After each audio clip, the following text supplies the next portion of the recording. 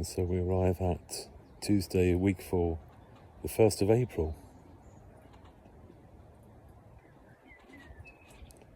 And the author of this reflection at the time when this book was published is Cathy Galloway, who was a minister of the Church of Scotland. She writes about the lessons from Peter. Jesus wanted his followers to be seekers, the teachers to be learners, also, and not the people who had all the answers, who doled out enlightenment like commodity brokers, but people who are aware of their own need to seek truth, who will continue to question until the day they died. In Peter's blindness lay the seeds of his sight.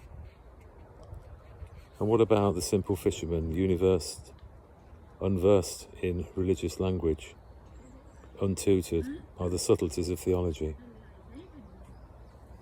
Fishing was in his blood, in his vocation. In trouble, his instinct was not to pray or organise, but to go fishing. But Jesus didn't seem to want a priest or a theologian. He wanted a fisherman. When Peter was first rushed to Jesus by his brother Andrew on the shores of Lake Galilee, he didn't know that he had taken such a long road that would lead to Jerusalem, then to Rome. But it was the fishermen who needed that road. When the priests and the theologians lost their way, it was the language of bread and fish and water and catches that spoke to the hearts of men and women, not the pieties of the religious. And it was the ordinary men, Trauchled, Trauchled. I did look it up. It means being weary, being overworked, being harassed, and being Trauchled with the cares and responsibilities that are a lot of the most of us who took his wife and his life and his family and affirmed the life of faith and possibility for all people burdened by life, not just as something for those set aside and apart. He had no refuge in religious formulae, no retreat into holier-than-thou posturing, only his given self, following Jesus wherever the road led.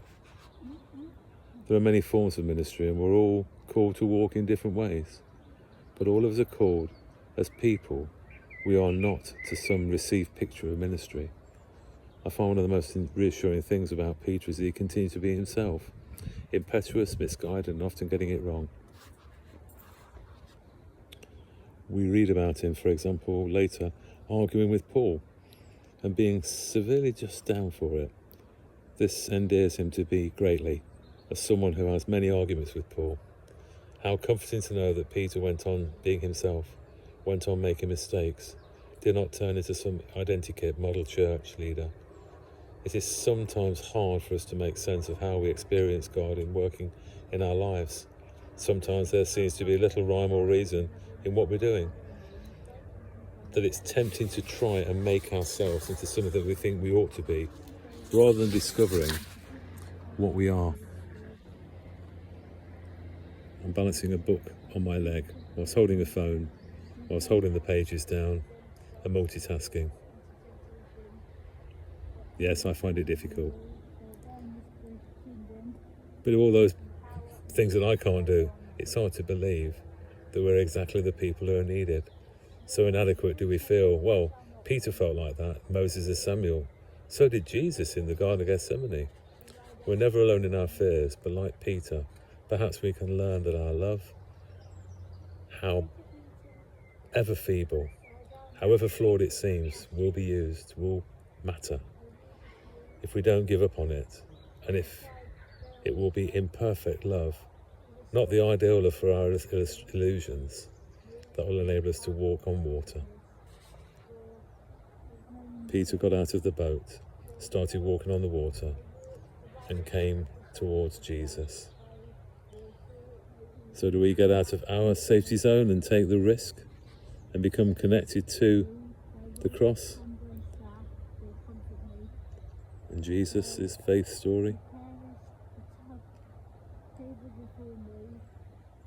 And a prayer.